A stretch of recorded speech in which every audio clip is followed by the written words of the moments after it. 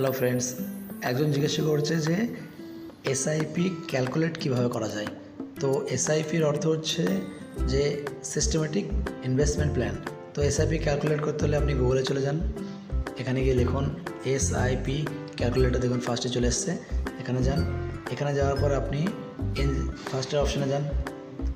এখানে দেখুন দুটোই আছে, একটা হচ্ছে সিস্টেমেটিক ইনভেস্টমেন্ট অ্যামাউন্ট আর লামসাম অ্যামাউন্ট।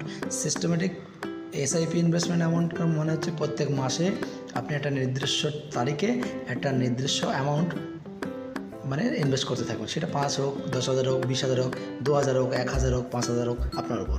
আর লামসামের মানে হচ্ছে ওয়ান টাইম, আপনি একবারে 1 লাখ দিতে পারেন, 5 লাখ দিতে পারেন, 10 লাখ কিংবা 5,000, 10,000, ওটা আপনার উপর। তো আমার সাজেস্ট যে আপনি প্রত্যেক মাসে অল্প কিছু করুন।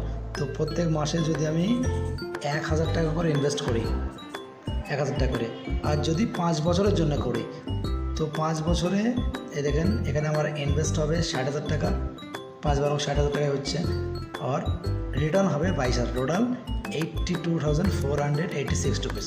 12% হিসাবে এটা আপনাকে রিটার্ন দেবে। যে কোনো কোম্পানিতে করতে পারেন, কোনো স্টকে করতে পারেন। তো এসআইপি এইভাবে ক্যালকুলেট করতে হয়। এখানে আপনি 5,000 জায়গায় যদি 10 বছর করে দেন, তাহলে 10 বছরে আপনার 2,32,000 টাকা হবে। আপনি ইনভেস্ট করবেন 1,20,000 টাকা।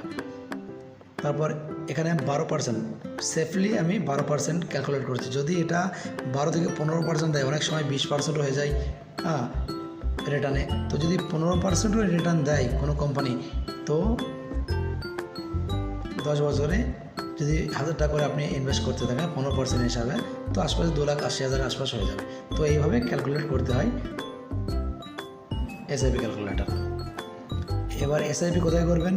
এসআইপি ফোনপের মাধ্যমে করা যায়, পেটিএমের মাধ্যমে করা যায়, আর স্টক মার্কেটও করা যায়। কোথায় করবেন যদি জানতে চান তাহলে আমাকে কমেন্ট করুন, আমি স্টক মার্কেটের সম্বন্ধে আপনাদেরকে জানাবো, আর অ্যাকাউন্ট তৈরি করার স্টেপ বাই স্টেপ